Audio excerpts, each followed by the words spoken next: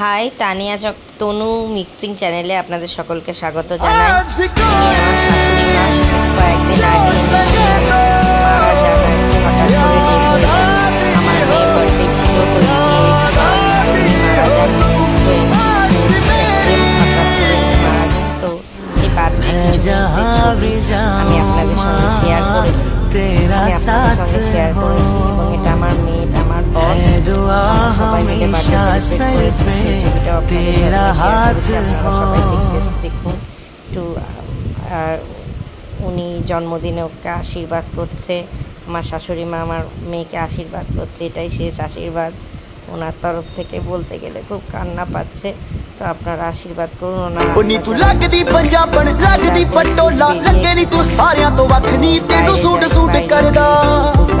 কলকাতায় গিয়ে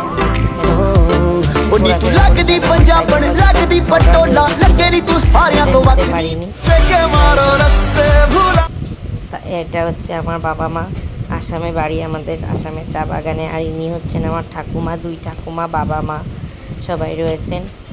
আর এটা হচ্ছে আমি।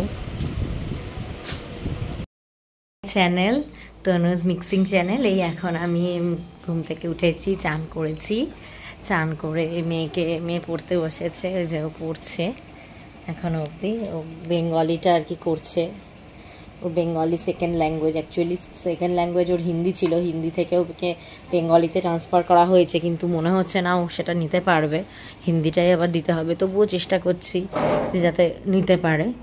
তো এবারে আমি একটু তরকারি কেটে দেবো, তারপরে রান্না হবে, মাই রান্না করে, তারপরে তোমাদের সাথে বাদ বাকিটা সব। মাকে আমি একটু তরকারি কেটে সাহায্য করছি, হেল্প করে দিচ্ছি, সেটাই তোমাদের সাথে আমি শেয়ার।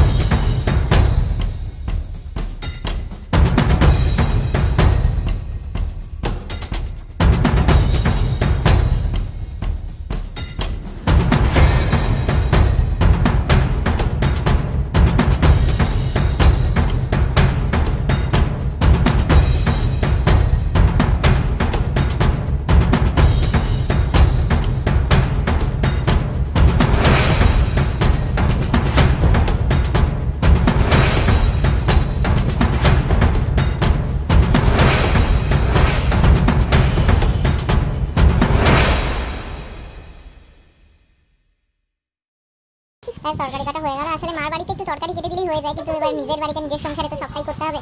কেন আমি আগেই বলেছি আমার অভিভাবক বর্জিত সংসার। কিছুদিন আগে আমার শাশুড়ি মা আমাদের ছেড়ে চলে গেছেন। উনি ছিলেন আমার হাতে খড়ি, আমার রান্নাবান্না শেখা, আমার তরকারি কাটা থেকে আরম্ভ করে সমস্ত রান্না শেখা আমার ওনার হাত ধরেই। তো আজ উনি নেই, তো খুব খারাপ লাগছে, কিন্তু যেতে তো হবেই। সময় তো কারোর জন্যই থেমে থাকবে না, যেতেও হবে, সেখানে থাকতেও হবে, সেখানে সবই করতে হবে। শাশুড়ি মা থাকতেন লাস্টের দিকে কিছু করতে পারতেন না, তবুও এসে আমার মানে ঠাকুরের জায়গাটা পরিষ্কার করে দিল, এইভাবে এটা রান্না করবি বলে দিত।